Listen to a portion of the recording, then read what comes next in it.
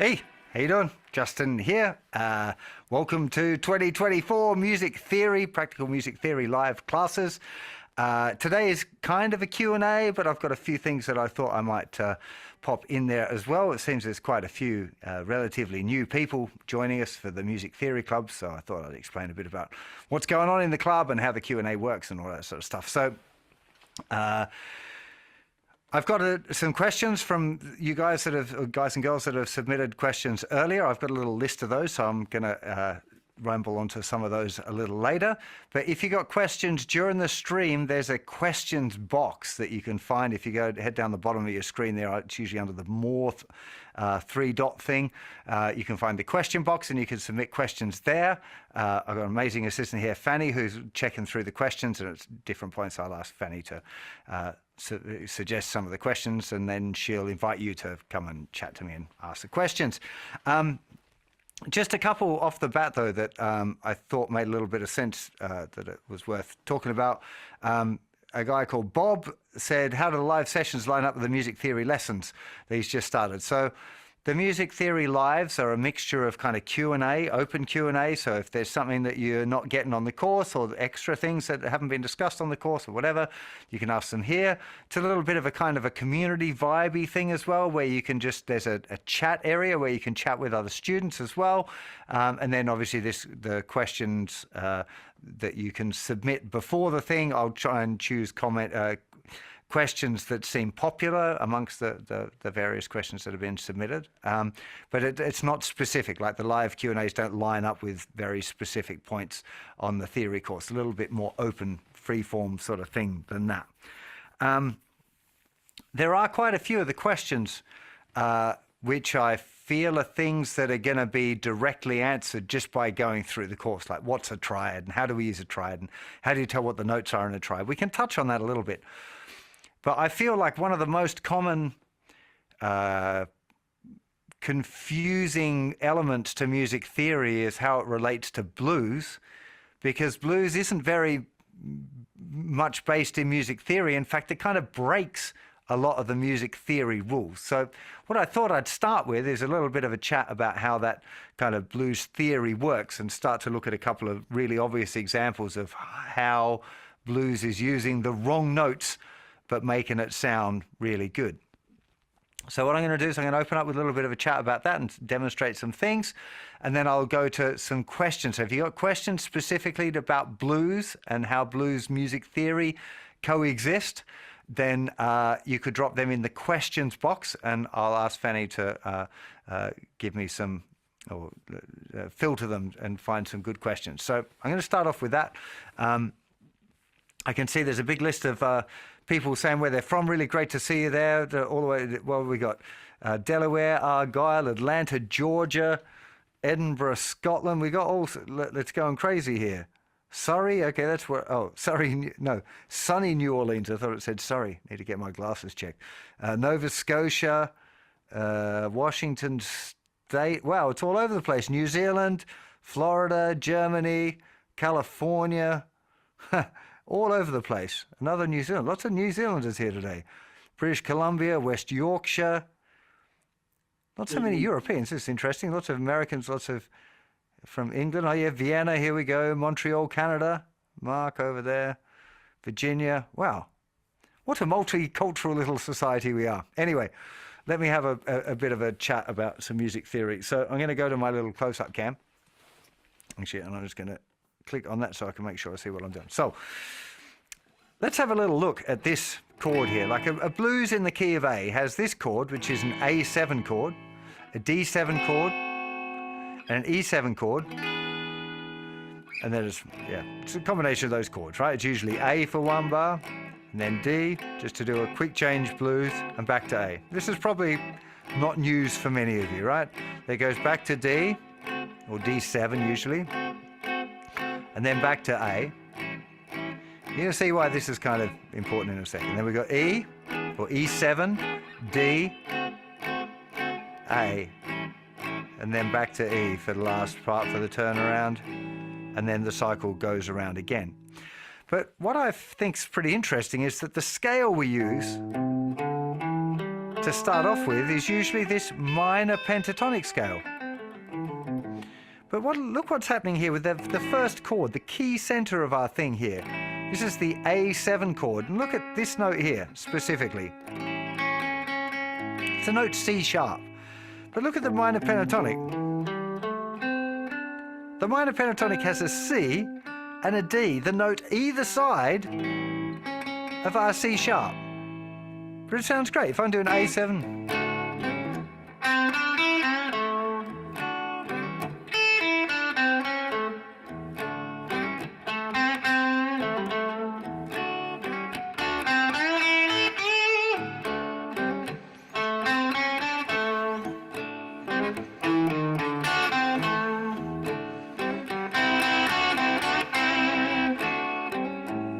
You can hear that I'm getting away with using both the C and the D, even though they're really clashing with that. If I play the C note here, this is, I'm playing the A and the minor pentatonic. Actually, I can do it with the open string. Open A string, there's the chord tone, the A7, the C sharp note, and there's the minor pentatonic. Listen. Doesn't sound very nice, does it, when I play it like that? But for some reason, when you play a blues and you go the minor to the major,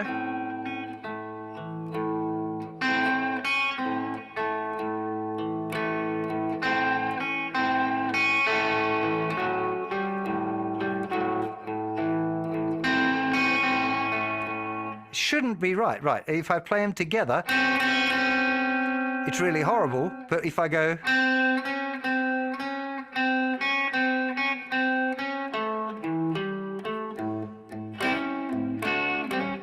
And what's really interesting is going from the C to the C sharp sounds great, but going, for some reason, C sharp to the C doesn't really work.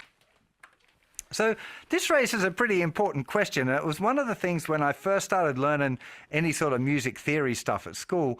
It didn't make any sense to me because I could see that the notes that were being played and talked about weren't the same as the notes that sounded good. And that just straight away made me have this like, it's not, this music theory isn't related to the music that I like, which ends up it's completely not true. But blues does really flaunt the rules a lot when it comes to this sound. And a lot of it's something that we've just got used to the sound of. We're used to hearing the tension that's created between this minor sound over the major chords. It's the sound of the blues. If you don't have that, it sounds very dry. It's really missing. It's like trying to cook an Indian dish without having particular spices in there. It just won't. It doesn't sound right if you don't have that tension between the major and the minor. So even though it's breaking the rules, there are kind of rules within it. Like we can go from the minor third to the major third over the A7 chord, and it sounds great. Not just okay. It sounds really, really good, right? But in theory, in classical music theory land, you're very unlikely to find that. I mean, in contemporary classical music, you'll definitely find that sort of thing. I'm talking like early, like Baroque or whatever, like early classical music. You would never find this minor sound played over a major chord because in theory, it's the wrong notes. Also interesting within this is that playing the minor scale over that A7 sounds really cool, right? And there was that one note, wasn't there? Let's just jump onto this and then we'll do a little bit of Q&A. So there's this note here which is not part of the minor pentatonic, that one. And if we're playing an A7 chord, like the first chord of a blues in A, we can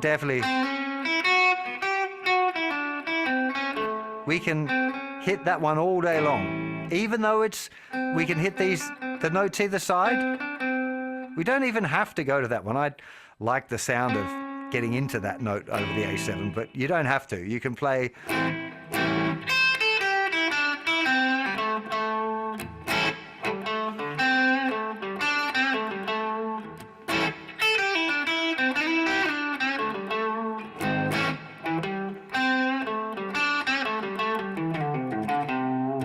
straight minor pentatonic without ever touching on that note.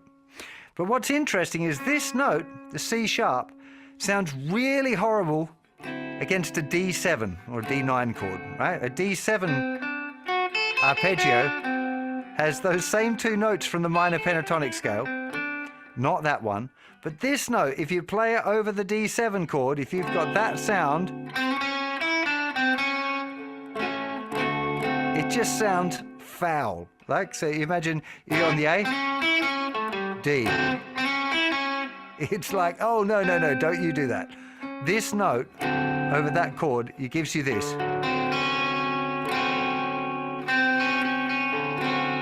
And it just sounds really horrible. So the reason I was showing you that is to demonstrate that even though blues is breaking some of the music theory rules, it doesn't break all of them.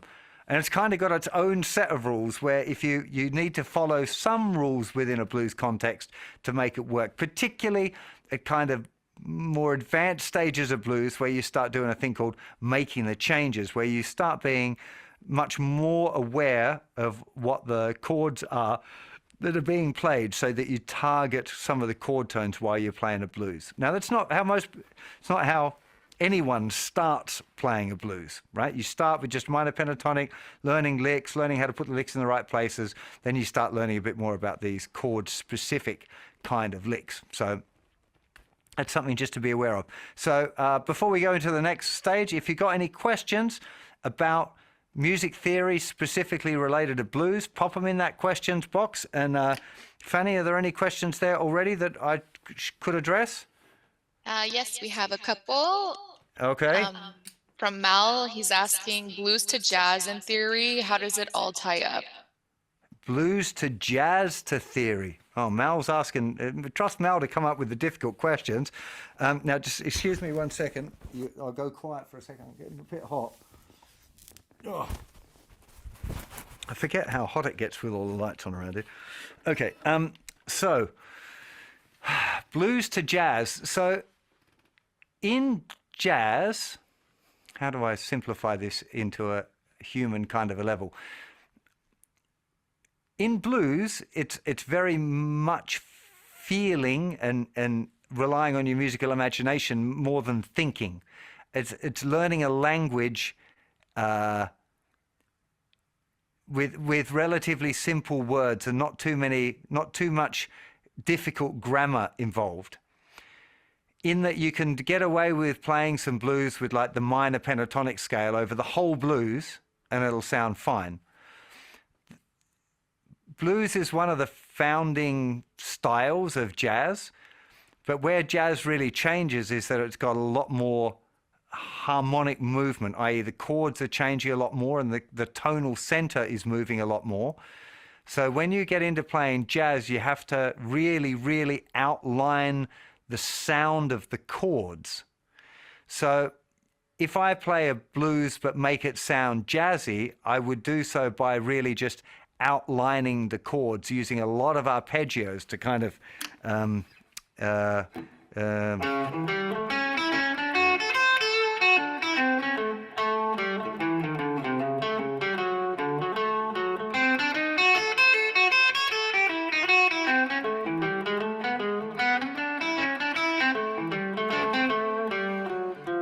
so by doing this kind of jazz, this continuous eighth note thing and really outlining the harmony, it tends to sound a little bit more jazzy. For me, the journey I took was I mostly played blues and rock guitar for a long time, heavy metal kind of stuff, I suppose. And then I got interested in jazz and disappeared down a rabbit hole of jazz for a little while. And then when I came back, I found that it had really influenced my blues playing in that I could suddenly make changes. I understood the idea of outlining the harmony of the blues, and I think that was really beneficial. But I didn't do it so much by just playing blues. I kind of veered off into jazz, figured out this using arpeggios thing, and then brought it back to a blues thing. But you can definitely do it from a blues perspective. I just feel that if you're going to learn blues and making the changes, you're better off learning licks which outline the changes rather than doing the kind of the arpeggio thing that you might, in a jazz context, you're more likely to do this.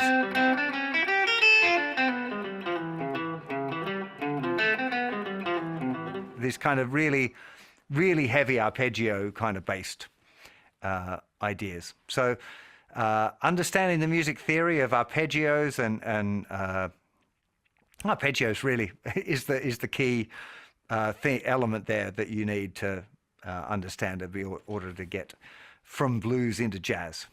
Hopefully that's not too crazy. Does that make sense for you, Mal? Let me know. Let us know if that's. I can see at the top of the screen there, Mal. Giving me the. Yeah, we got a thumbs up. Yeah. Does that make sense? Yeah, fully.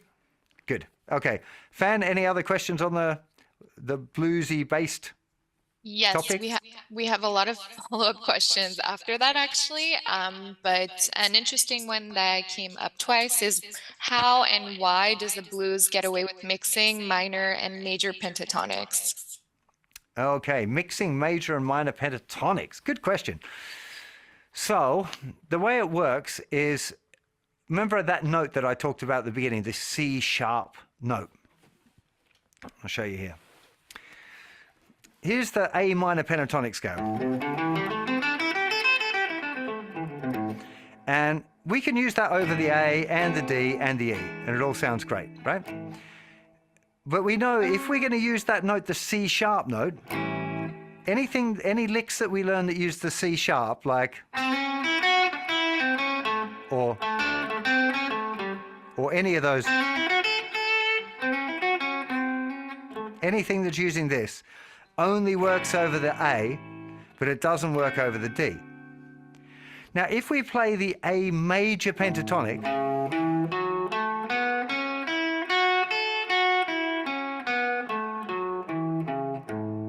we can see now that we've got this note. Now, I'm going to refinger this. This is the major pentatonic, the A major pentatonic. Now, I know if you look at it like that, you might be thinking, oh, that's the F sharp minor pentatonic.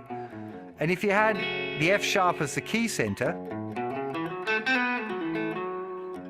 it's definitely F sharp minor pentatonic. But if you think of it as an A key center,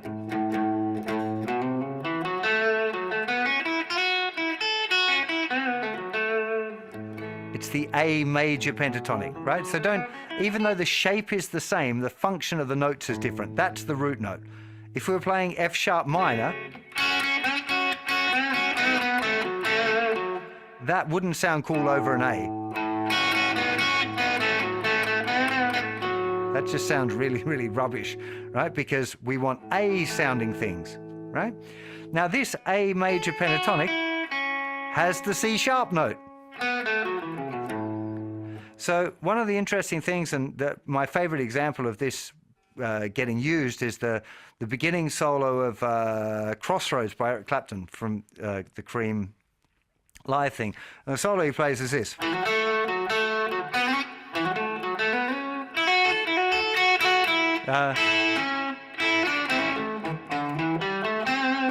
That's it, sorry.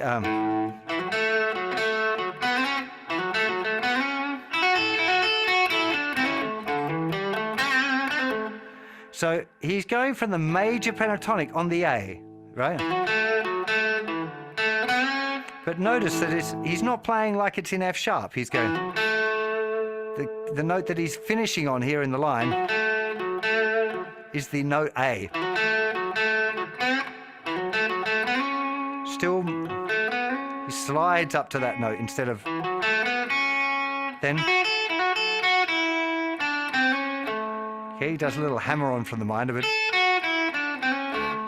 but then he goes, and now he's gone like, no, now we're back on here, right in time for the D7 to come, and he goes,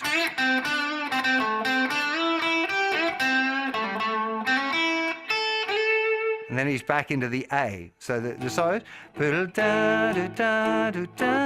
when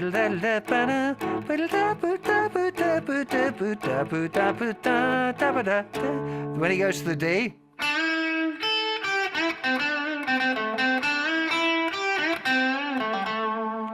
he's all A minor pentatonic. So one of the interesting things, one of the things that you might want to experiment with if you want to get into this major and minor pentatonic, and I do have a lesson, I can't remember where it is in which course, I think it might be under the one called Making the Changes, the fourth blues lead guitar one. Sorry, I'm struggling to remember where they go. There's too many now. Is all about the major pentatonic and how to use it correctly. And basically, the major pentatonic you use on the 1 chord, and then the minor pentatonic you use on the 4 and the 5, right? So if we go back to that thing that we talked about earlier, the quick change blues, which was the 1 chord, the 4 chord, then back to 2 bars on the 1 chord, and then back to the 4. So I went A, 2, 3, 4 to D, 2, back to A.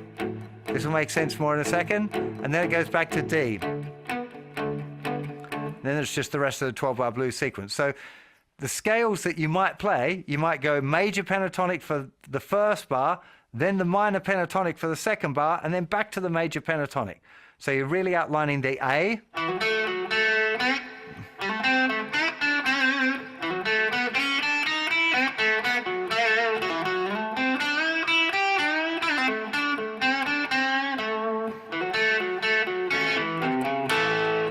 Okay, that's just the first part of the blues. Let me do the same sort of thing again, close up. So I'm going A, D, A, to the D,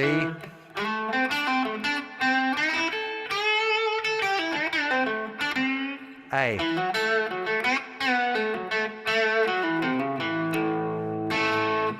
Then it's to the E, which you can play actually either of them. D.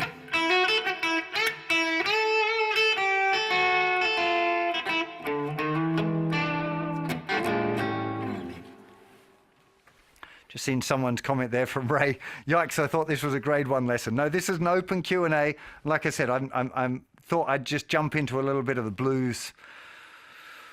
The question of the blues and how the blues fits with music theory before I went back to doing, I'm going to attack some of these simpler questions as well. Don't worry, I'm not just going to go off on a trip and make this even harder. So, but I think it's really useful to get an idea that there's this, within the scope of the whole of music theory, all of the things actually make sense in the end. And it was one of those, for me, it was a bit of a baffling journey, because music theory for me started at school when it was all like sonata form and fugues and studying, Baroque music is what they started teaching us in high school and college. And I didn't like it. It didn't make sense. But once you start to get a grip of particularly things like chords in keys, and you understand, hey, there's this bunch of chords and they come from these keys, and the way the chords and the scales and the notes in the arpeggios, they all kind of line up together. And once you get an understanding of the relationships between them, it's easy enough to kind of see through it, to see how music theory relates to blues and to anything else that you learn. Because all music theory is explained, all music is explainable by theory. I think it's also worth pointing out, just for anyone new to music theory, that music theory's origin is trying to understand how people made music that they just made, where there weren't rules. So when Bach was writing his first fugues and writing classical compositions, he was the guy without rules to follow, and he just did stuff, and then people loved it. So therefore people made up rules about what he did and didn't do to inform future people who were composing. And some of the stuff was quite restrictive for a long time. Parallel fifths, for example, when he never used parallel fifths. So like he wouldn't have 2 instruments playing like... That would just never happen. So there were rules that you should never do that. And it wasn't until later on the classical music kind of path that people started going like, why are we sticking to these rules? Like, it sounds cool sometimes. So, and it's the same with a lot of the jazz theory. You get a lot of the harmonic concepts kind of were born by people just doing stuff and everyone else going, wow, that sounds amazing. How'd they do that?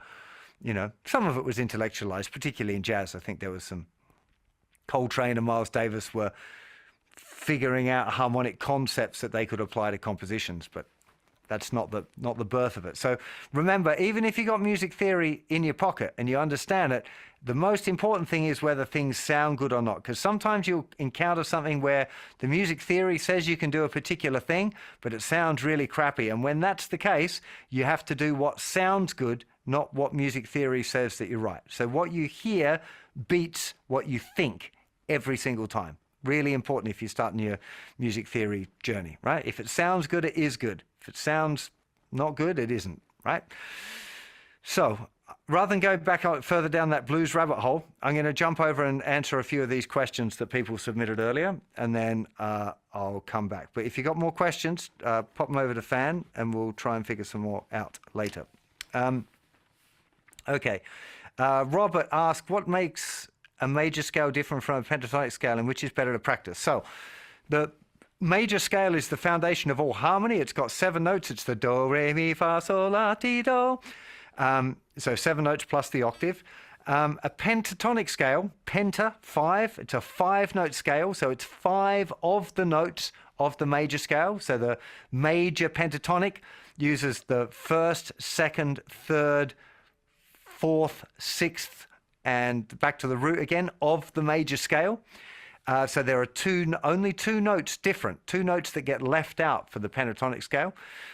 The way it kind of works is that the pentatonic takes out a couple of the notes that can sometimes be a little bit awkward or work only over certain chords. So the pentatonic is generally an easier place to start improvising with than the major scale. Personally, if you want to get into improvised music, there are 2 approaches to it. One is a blues approach where you learn a scale and you learn licks and you learn phrases, which are, like words of a language, and you put the words together to make sentences of poetry, whatever. That's one approach to improvising. The other one, which is based around the major scale, is a lot more about listening and creating of melodic ideas. It's a lot less based on set licks. So blues music would be B.B. King, Albert King, Freddie King, Stevie Ray Vaughan, but that's blues, where it's very much the licks that are being used by Eric Clapton, Albert King, and Stevie Ray Vaughan are very similar. The pool of language is very similar, sometimes exactly the same. Whereas when you get into major scale-based improvisations, we're thinking like, say, David Gilmour would be a great example of that. He does do kind of bluesy things.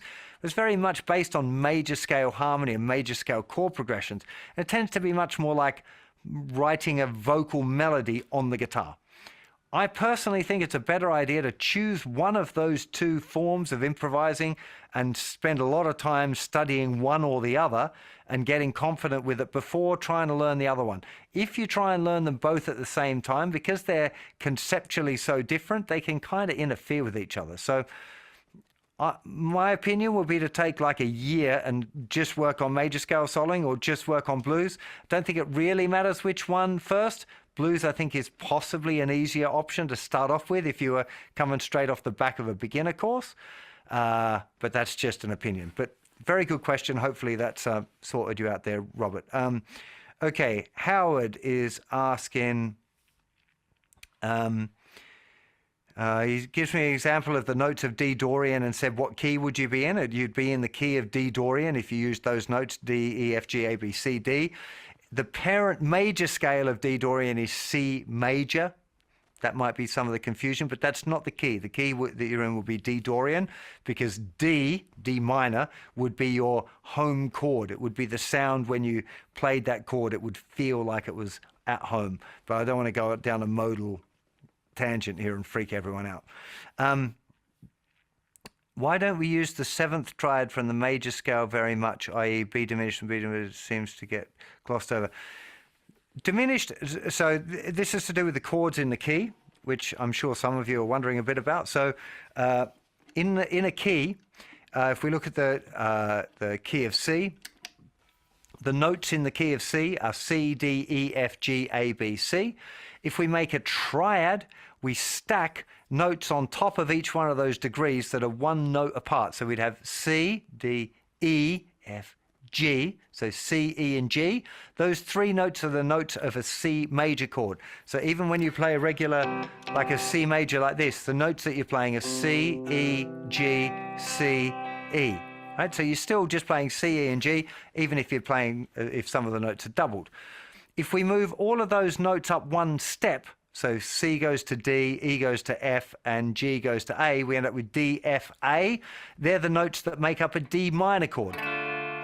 And if you continue through that pattern, stepping up one scale degree each time, you would end up with C major, D minor, E minor, F major, G major, A minor, B diminished, and C. So if I use any of those chords in any order, I'm in the key of C. Just, I know I'm going slightly on a tangent, but there's a few questions about chords and keys and stuff. So if any of them in any order. So that was C, F, and G, D minor, E minor, and A minor. They were the chords. And I'm more or less, I just answered Howard's question without even trying to. I left out one. I left out that B diminished. And the reason I left it out is because the diminished chord isn't just, it's not a common sound that we hear in regular pop music. It would be if you play jazz, and again, if you're heading in a jazz direction, you're going to encounter a minor 7 flat 5, which is a half diminished chord, which is the diatonic type of diminished chord that we have. You're going to encounter that quite a bit, usually in minor keys, but you're going to encounter the chord a bit. Just most people are playing like pop and rock music, and we don't tend to use that chord 7 because it's just a funny sound. Like, there's very few pop songs that use that sound. But just to jump back to the people who are asking about chords and keys and stuff, I can use any of those chords in any order. C, D minor, E minor, F, G, A minor. So it could be going.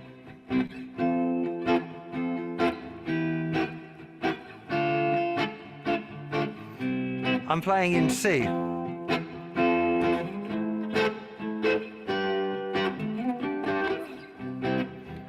You don't have to use all of them. You could use as many or as few as you like.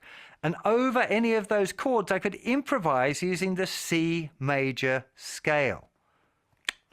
Yeah, so this is how it relates together. The C major scale would be the perfect example to solo over those chords in the key of C. Now, C is a very good key to learn, but it also involves an F chord, which is, some people don't like on guitar. So one thing that I feel like is a good experiment for people getting into this, like a good practical application of this music theory and understanding it, would be to learn some songs in the key of G and experimenting with improvising using the G major scale so that you understand that relationship. Probably my favorite example of a song like that would be Wish You Were Here by Pink Floyd.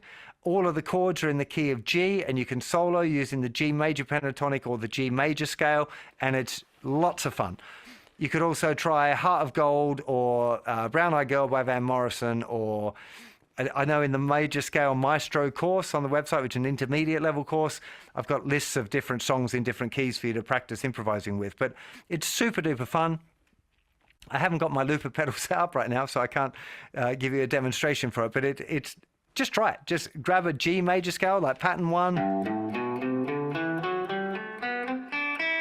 That, you know, most basic major scale pattern, and then just try playing over Wish You Were Here and put the track on, and as long as you're in tune, you'll discover some cool things.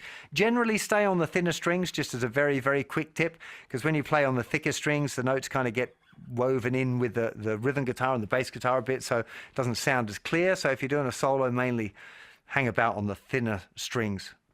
It's really good fun. So I'm hoping that'll answer some of those questions. Okay, Eugene, I'm just going in order that they appeared on my sheet here. I think that was time order.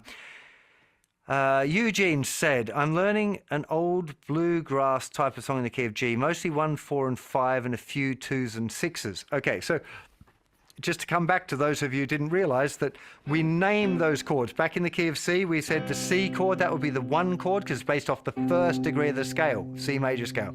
Then we got the 2nd chord, which is built off D, which is the 2nd note of the major scale. So we'd say that is chord 2. E minor would be chord 3, F chord 4, G chord 5, A minor chord 6, B diminished chord 7, and then we're back to 1 again. So he's saying mostly 1, 4, and 5. So that's going to be like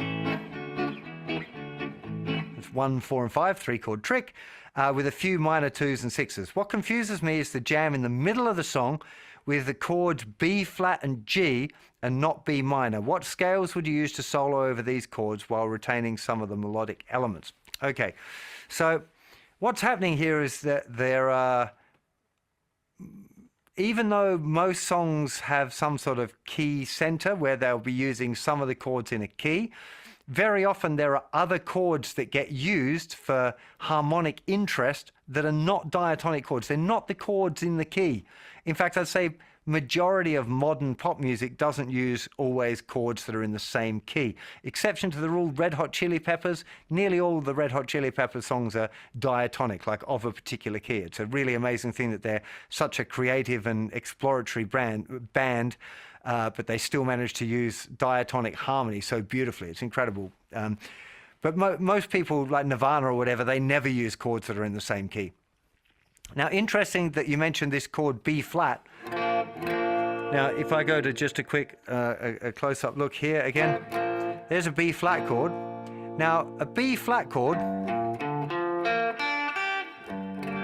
if I put a G note on the bottom of the B flat, we end up with a G minor 7 chord, right? So a B flat triad with a G on the bottom is the same as a G minor 7. So I suspect, and I don't know the song, so this is a bit of a wild guess, but I suspect at the point where it's going to a B flat in a song that's mostly in the key of G, especially if it's a bluegrassy type of thing, over that B flat chord, you might want to rip into some G minor kind of bluesy licks and alternate between playing G minory licks over the B flat, and when it goes back to the G, you ramp onto some G major licks. So that's at that point, you know, don't be freaked out if you're just starting your theory journey. This idea of changing scales and changing keys within a song is more advanced stuff. You definitely want to be learning about playing in one particular key for a while first before you even think about any of that stuff. Hopefully that made sense there, Eugene. Dennis asks, wondering what the best practice method to integrate theory into actual playing is. So, well, I've just given you a couple of really good examples. Learning the major scale, learning the theory, then applying the major scale is a great, you know, to diatonic chord progression is really good. If you get into things like learning triads, learning to play simple chord progression using triads all over the neck is a really, really useful thing to do. If you're doing a brown-eyed girl type song, this song, I'm just demonstrating a song that I wrote called Green-Eyed Girl, which has the same chord progression as Brown-Eyed Girl, but it's not actually that song. You might be doing some, you might have, say, G, C, G to D. So you'd learn that first. That's just little triads. And that would go alongside someone else doing like a G. So you'd have one guitar, usually an acoustic, kind of doing the strumming thing. And the electric guitar would be...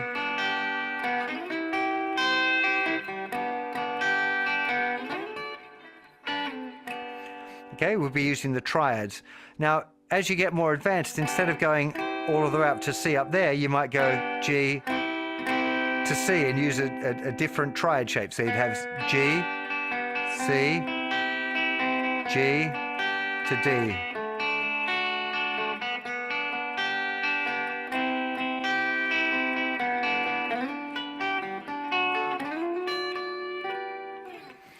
So triads are a really good way of applying that sort of stuff.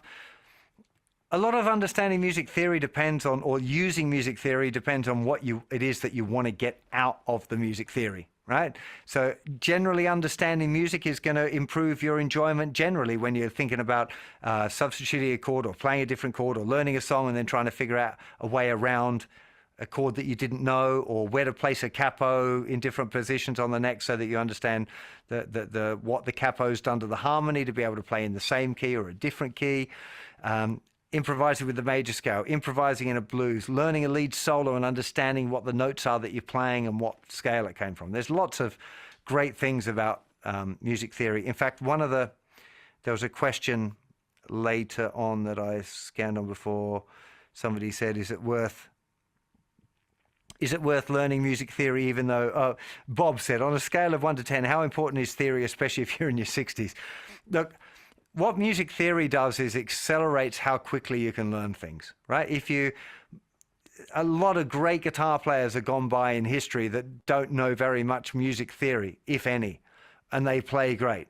But those people are people that could play 10 hours a day for 20 years or whatever, or they were just obsessed with it and doing it all the time.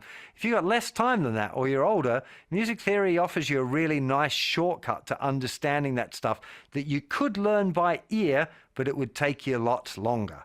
So understanding, again, like chords in the key and the major scale, note function, that's real basic stuff, like up to grade 3 or 4 in my theory course. And just that much theory will be really, really, really beneficial for you. So I put music theory off for a long time, and I wish I had had a teacher that had found a way of explaining it to me that made me interested in it, because that didn't happen till fairly late in the day. I mean, I was like 16 or something, which is still fairly young, but I'd been playing already for 10 years by that point. And if I'd had a theory teacher explaining how some of that stuff worked, I might have, I don't know. I don't regret the journey I've had, but, might have been interesting or different. I might have not wasted some time learning things badly. Okay, Sean asks, do you have any mnemonics that help me remember the notes along the full fretboard? Not really. There aren't so many mnemonics. There are a few things. I always remember that there's like a B and an E, or remembered. Now I just kind of know it instinctively. But at the 9th fret on the middle 2 strings is B, E, like to be or not to be, B, E in the middle there, because that's a kind of a funny part of the neck for a lot of people. 7th fret is B, E, A, D from the thicker string, like bead. There's a fad at the 10th fret, so like 10th fret, thinnest 3 strings, F, A, D. So sometimes I made little things like that to remember, just to help me in areas of the neck that I found a little bit sticky, i.e. this little section around here. When I was learning notes on the neck, they were always the ones that was like, oh, is that an F or a G? Learning the notes on the fretboard, again, it's one of those things that it takes a little bit of effort, but it's really worth it. It's a very, very good thing to do. And yeah, I would encourage you to learn the notes on the fretboard. No other instruments think that they can learn their instrument without knowing the notes, except guitar players. Don't know why that is. Let me just check everything's working, because I haven't looked at my screen for a second. Okay, yeah, there's questions going on. Sorry if it seems weird that I'm like looking down here. I've got a little screen down here where I've got the little spreadsheet with questions on it. Okay, Gagan asks, is it important to know all major scales, a C major scale, and for G, D, E, and more? I know how to play each note major scale patterns, but don't know all the notes in the scale. Okay, I think you're asking, is it important to be able to like prattle off that the A major scale is A, B, C sharp, D, E, F sharp, G sharp, A? You'll probably find that you get to know it as a consequence of just studying music theory, understanding the chords in the key, note functions, and triads.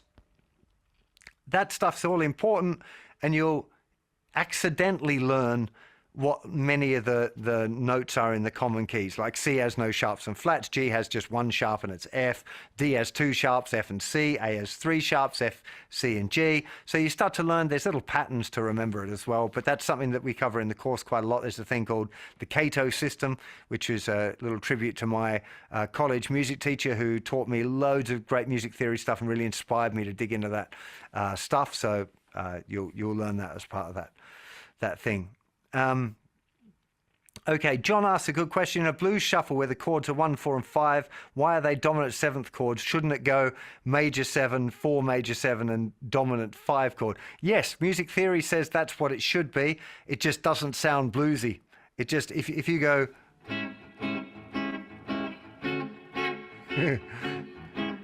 use major 7th...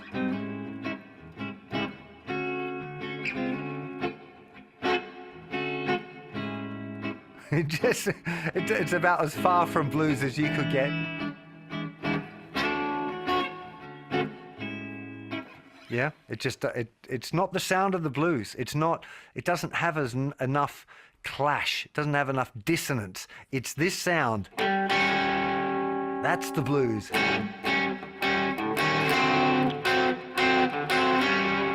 The interval here that I'm playing on an A7 chord, the interval between the flat 7 degree, which is the note G, and the note C sharp, both notes in the A7 chord, that interval is a augmented fourth, or a flat 5, and that was called the devil's interval. And if you wrote music with that interval way back in, like, well, maybe Baroque music might have used it. I can't remember Baroque music using it or not, but definitely in earlier music than Baroque music, you would never write that interval. Otherwise, you would literally be burned on a stake as being a heretic. So it's kind of fitting that blues music, which has got a lot of associations with the devil's music, is using that very dissonant tritone sound in every chord. There's the A to D, A, all the way through to D.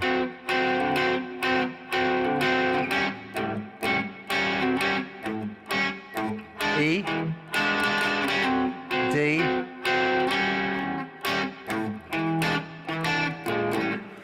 so yeah, in Harmony and Theory says, yes, you're absolutely right. Ears say, no way, we need a lot more dissonance and crunch in that sound.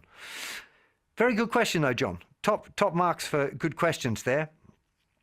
Dave asked, time signatures. Does a time signature where the numbers are not the same imply there is space between notes played? I.e., 3/4 time tells me there are 3 quarter notes in a bar where there is space for 4. Time signatures tell you how many beats there are in the bar and what the subdivisions are.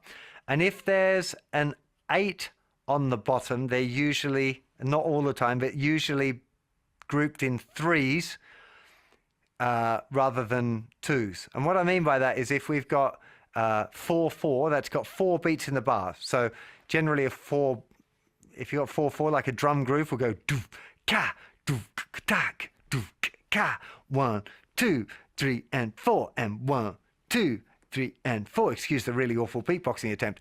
But each one of those beats is dividable in half. So 1 and 2 and 3 and 4 and 1 and 2 and 3 and 4 and do da. Okay, so that's 4/4. If we look at 3/4, it's the same. Dung ga ga dung ga ga. That would be a waltz. 1 2 3 1 2 3. Dung ga da ga da ga dung ga da ga da ga dung ga da ga da. 1 2 3. It's got a really heavy accent on 1 and less so on the 2 and the 3. If we look at something like 6/8 time, even though it's saying there's 6/8 notes in the bar, the feeling of 6/8 is more like 1 2 3 4 5 6 1 2 3 4 5 6 1. So there's like 2 pulses. So having that 8 on the bottom kind of suggests that the 6 is going to be 2 groups of 3. Or 12/8, which has 4 beats, but each one is divided into 3. 1 2 3 4 5 6 7 8 9 10 11 12. It's slightly more complex than that, and you can definitely have things like odd times where you have like 7/8, and then it's a group of 3 and 2 groups of 2 probably, or 2 groups of 3 and a group of 1. There's different permutations that you could construct of that. That's fairly heavy. I don't think I've done a lot on time signatures on the theory course. Maybe I should do some more on that, actually. Yeah, I need to address that. Okay, Dave Klemp, if I know the chords of a song, how can I use theory to work out what key the song is in? So as you progress through the course, you're going to learn about these chords in the key, something that we talked about earlier on, and you'll learn that there are certain ways of recognizing chords that are together. Like 2 major chords a tone apart have to be chord 4 and chord 5 of a particular key. So familiarity and practice will help you learn to spot the patterns that tell you what key you're in. And then once you know what key you're in, that'll lead you to know what scales that you're doing. But be aware that there are songs that don't many songs, most songs even, most contemporary songs are always going to use the same chords. Like if you listen to like Ed Sheeran or Taylor Swift or like, and I don't mean this in a derogatory way because I think that they're both, particularly those two artists, are extremely talented musicians, songwriters, performers, everything. Like I think they're geniuses, right? So I'm not saying that their music is bad because it's simple, but harmonically it's generally simple and it's of the key. Whereas when you get into more music that's a bit left of center or a little bit further outside than the straight ahead pop music, you tend to have more chords that are not in the same key. So, and I think it's a bit late in the day for me to verge onto what happens when you use chords that are outside the key. But most songwriters will use chords that are outside the key, but probably the majority of the chords are going to be in the key. Oh God, there's so many caveats I want to add in there, but I'm just going to stop. Okay, Nigel, in order to commit theory to memory, i.e. the chords and key, how can I best incorporate this with my everyday practice to memorize this? So, Nick, I would recommend that you continue with the music theory course. Do things like learning triads, notes in the triads, using triads in different keys, exploring them on the guitar neck. You'll probably find that it will naturally just start to stick as you apply it. And what's I think is a really valuable way of doing it is that the theory that you need that's applicable to the music that you want to play will make itself known as you're learning it. If you just if you try and force the music theory into your practice routine, I've got a feeling it might not settle as well as if you just practice the music theory as a separate thing and learn music that you like and just be open to connections between the music theory that you're learning and the music that you like. You'll start to see relationships between chords and scales and melodies and that kind of thing. So it's difficult to actually do it unless you call like learning the notes on the fretboard music theory, in which case you can definitely practice, you know, doing that, like find a note and going through and playing all the C's and then all the G's or whatever. If I can even do that myself today. Going through and just like that, playing all of the notes in there. That can be quite a good idea. Hopefully that helps. Okay, I'm nearly through my little list here. May I'm not sure how to pronounce that. It looks Polish to me, but I can't remember how to pronounce C-I-E-J. Is it possible to learn too much music theory? I'm currently at grade 3 on main guitar course. Would it be advisable to complete the entire theory course before progressing to the immediate level? Okay, no. I wouldn't say there's such a thing as learning too much music theory, but there is such a thing as learning the music theory that's applicable to the music that you like. If you like playing Neil Young and James Taylor and like folky pop stuff, understanding chords and keys and the major scale construction triads, great. Understanding how to use an altered dominant in a 2-5-1 or chord substitution in jazz or whatever, that's not really going to help you much. So I think it's the first like 4 or 5 grades of music theory are going to be applicable to everyone across the board. And then the later ones, I think it's more for like, if you really enjoy music theory and understanding, like digging underneath the hood a little bit, like how does the engine work, then I think it can be really fascinating, but it's not it might possibly not be directly applicable to the music that you like playing. So it's up to you. I like music theory for the sake of music theory. I just find it interesting, like a maths problem or a Sudoku or whatever. If I'm analyzing a jazz solo, it's like it's kind of like a Sudoku thing where I'm going like, you know, oh, well, he's using these harmonies and that's helping this make this change or whatever, you know. But I wouldn't say it's going to directly apply to things that I'm learning. Or if you learn the Lydian chromatic concept of tonal organization for improvisation, like it's really interesting, but I've never used it. It's just an interesting rabbit hole to jump down. Hopefully that helps. Chris, you went through chords last time. Can you explain how chords are related to triads and how triads are used? I'm going to save that one for the theory course. Just keep going through the course. I'm guessing you're not up to the triads bit yet, but that I go into great depth about how they're formed, how the chords are formed, how to recognize them when they're jumbled, how to apply them, practical application of all of that. So I think I'm going to leave you to that one.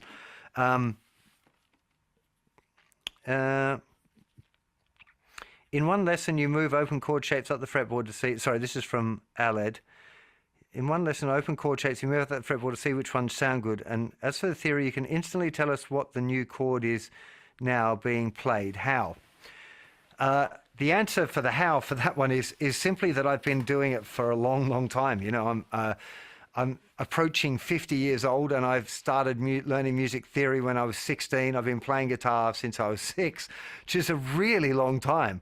So for me, understanding like and I've been teaching for a long time online and in person at the Guitar Institute and at universities and teaching master's degrees and stuff. So I've been doing this stuff a real long time. So when I see a collection of chords or harmony, I can kind of have a pretty good punt at what's going on there pretty quickly. Some of it's debatable, and there's definitely realms of music theory, like really advanced jazz harmony concepts, which I would struggle with a little bit. So it's not like I feel like I'm an expert on everything, but within my patch of stuff that I know, I feel like I know it pretty well. So it's just experience that. It's not like there's some magic thing, and it's not that I figured it all out beforehand. It's just I understand that stuff really well because I've been doing it a really long time, and I really enjoy it. I'm interested in music theory. So when you're really interested in something and you find it enjoyable, it's like, you know, and it's your job, you know, you tend to spend a bit of time doing it. Okay, and Spacey says, can I ask that we continue the easier level course, not every time, but maybe every second or third time, alternatively split the course into a beginner section, a more advanced section, the remainder being general and a topic of the week and a challenge? Yes, there is definitely, I'm aware that most people are going to be at the earlier stages of a beginner theory course. It's just like the martial arts thing. There's a lot more white belts than there are black belts because people drop off along the way. And the same in music theory. There's always going to be a lot more beginners in music theory than there are more advanced people. I think it is still beneficial for somebody who's a beginner to be shown under the hood of the more complicated stuff. Because even if you don't really get it, if I'm talking about changing arpeggios in the blues, or the 1/4 chord and the 5 chord, and then, you know, you're like, oh, I don't know what that is. The fact that you've heard it and that you've heard somebody talking about those things, some of it will stick in there in the subconscious, the idea of it, and it'll give you an appreciation of what's coming. And as you come to it, oh yeah, here, now we're doing that triad thing. That was that thing Justin did on Brown Eyed Girl, and I was moving the things around or something. Like it opens it up. So I don't feel like doing just only really easy ones or only advanced ones is such a good idea. But we did already do one, like the easiest theory course ever. And yeah, we will do so. Whether it's the next one or the one after that, I don't know. But we will definitely do a split between like easier topics and more advanced ones. So now that's my page as far as I can see it, and I'm just going to scroll down and find that there's another like 10 pages of stuff down there probably. Okay, there is a little bit more there that I don't think I'm going to have time for because it is the end of my day. It's 9:30 here, and I've got to take my daughter to the swimming club at 6 o'clock in the morning. Hey, so I need some beauty sleep because I've also got to work tomorrow. I've got a very busy day. So I'm going to love you and leave you with that. And I'm going to have a think about what we're going to do for the next one. But at the end of this little session, you're going to get a feedback form where I ask you to let me know about, was the course okay? And was what I talked about all right? And was it applicable? And your suggestions. So within that, I definitely open to ideas, suggestions for topics, particularly people that have been around for a little while and have done a bit of the theory course. They're like, yeah, he hasn't covered this, or that one could do it a little bit more, or when I was a beginner, I really struggled with this. So any of that sort of stuff, you know, I am listening. I'm paying attention here. I want to, you know, I'm doing this for you much more than for me, right? So I want to make it great for you, and the more feedback you guys give me about how I can make these things better, then the better it's likely to get.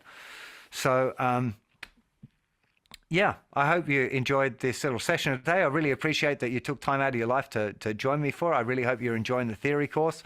I do have some plans to remake some of those beginner ones with the piano stuff, those that are around in December, where I've got a little camera up in the roof there where I film a piano. So I'm going to remake some of those ones to show the piano thing as well, because I think Piano is a really great vehicle for learning theory as well. It's a bit more, makes some things like the chords in key thing on piano is really much more obvious than it is on guitar. So yeah, I think we're there. So one thing I want to leave you with before we wrap up today is it's the beginning of the year. Really, really good idea is to have a think about the goals for the year and for the 6 months and the like a quarter. I always tend to think of my own stuff as being like, what are my long-term goals? What would I like to be done by Christmas? Where should I be about halfway through the year? And have I got any mean, like short-term, easy, low-hanging fruit goals that I might be able to knock off sooner than that? So I think we're going to send you a video about goal setting, how to set goals, how to think about the structuring of goals and long-term things. Some weird stuff flicking on my screen here. I'm just going to go and find out what that was. That is weird. I don't know what was going on there. There was some weird stuff flicking on my screen, but it doesn't look like it was anything. Sorry. Yeah, we're going to email you with a link to that. So what I'd love for you to do is your homework is have a think about what your music theory goals are for this year, and then leave a comment in the community. We're going to also have a link there to the Justin Guitar community, which is, if you're not there already, is a really fantastic community of lovely guitar players, really helpful, supportive environment. So head on over there and post about what your goals are. I'm going to go over and check that out as well, because that'll help inform me with the things that I work on in the short term for the music theory course, because I've definitely got plans to do some work on it. I'm trying to get this blues immersion course. Got a little bit more work to do on that for a couple of weeks. Then I'm going to swing back and hit on some music theory stuff, and be alternating around between those things for the rest of the year, I think. So looks like Fanny has posted a link in the chat there. So before my voice gives out or I fall asleep, thank you very much, Fanny. Really appreciate you helping out today with the moderation and all the behind-the-scenes stuff as well there. Thank you, Fan. Thanks to Lorraine, who also helps loads with all of this sort of stuff. I can just see her little icon there, so I'm guessing she might be listening. So big thanks, Lorraine, as well. So thank you, everyone, for joining us. Have yourself a fantastic week, and I'll see you again for the next one, or for Blues Club sometime very soon. Have a fantastic day. Bye.